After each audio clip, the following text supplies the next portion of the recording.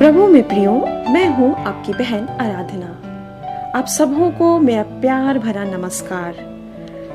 एक प्रार्थना है, वो कहता है, हे यहोवा, भोर को मेरी वाणी तुझे सुनाई देगी, मैं भोर को प्रार्थना करके तेरी बाट जोहूंगा। हाँ प्रियो, आइए आज के मनन में चले, जिसका शीर्षक है देखो वह मेमना।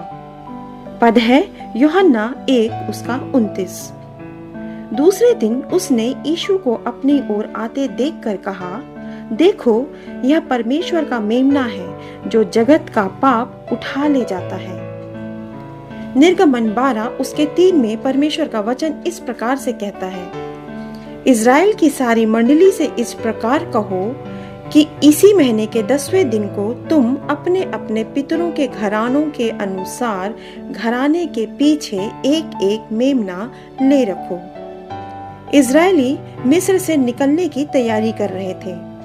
उन्होंने मिस्र में लगभग 400 वर्ष की कठिन गुलामी झेली थी और अब परमेश्वर उन्हें कनान लेकर जा रहा था। यह एक लंबी यात्रा थी। यह जंगली और मरुस्थलीय मार्ग था। कनान की यात्रा से पहले यह परम आवश्यक था कि वे अपने घराने के लिए एक मेमना लेकर उसे बलि करें, अन्यथा यात्रा की अनुमति नहीं थी। हम भी स्वर्गीय कनान की यात्रा में हैं और हमारे लिए भी यह कितना जरूरी है कि परमेश्वर का मेमना यीशु इस यात्रा में हमारे साथ रहे। यूहन्ना 1 के 29 में वचन कहता है, दूसरे दिन उसने यीशु को अपनी ओर आते देखकर कहा, देखो यह परमेश्वर का मेमना है जो जगत के पाप उठा ले जाता है।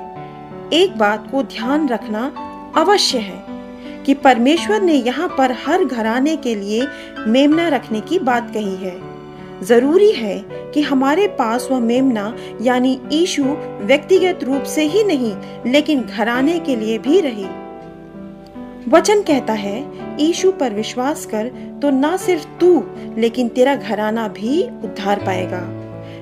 प्रेरितों के काम 16 उसके 31 में वचन इस प्रकार से कहता है, यीशु पर विश्वास कर तो ना सिर्फ तू लेकिन तेरा घराना भी उद्धार पाएगा। सवाल है, यदि परमेश्वर उन्हें बिना मेमने के बलिदान के कनान की यात्रा की अनुमति नहीं दे सकता तो भला हमें कैसे दे सकता है? मित्र, यह जीवन एक यात्रा है और मंजिल है स्वर्गीय कनान। बहुत कठिन और शोक, दुख और पीड़ा से भरा हुआ है। बीमारियां और दुष्ट आत्माएं हमारा पीछा करती हैं। इसके लिए जरूरी है कि परमेश्वर का वह बलि किया हुआ मेमना हमारे संग रहे। उसका लहू हमें हर प्रकार की बलाओं से बचाता है और कनान के मार्ग में हमें सुरक्षा देकर हमारी अगुवाई करता है। परमेश्वर की इच्छा यह नहीं है कि केवल हम बचाए जाएं, लेकिन वह चाहता है कि हमारा पूरा घराना बचाया जाए। क्या आपके घर में आप अकेले विश्वासी हैं? क्या आप इस बात के कारण आंसू बहाते हैं कि मेरा घराना उद्धार पाए? मित्र, कई बार ये बहुत कठिन लगता है कि कैसे एक शराबी पति, पथभ्रष्ट पत्नी और बिगड़े हुए बच्चे प्रभु के पास आ पाएंगे। लेकिन अब प्रार्थना करते रहें। आपसे कुछ नहीं हो सकता, लेकिन वचन कहता है, यीशु ने उनकी ओर देखकर कहा, मनुष्यों से तो नहीं हो सकता परंतु परमेश्वर से सब कुछ हो सकता है। परमेश्वर आपको इस मनन पर आशीष दे। आमीन।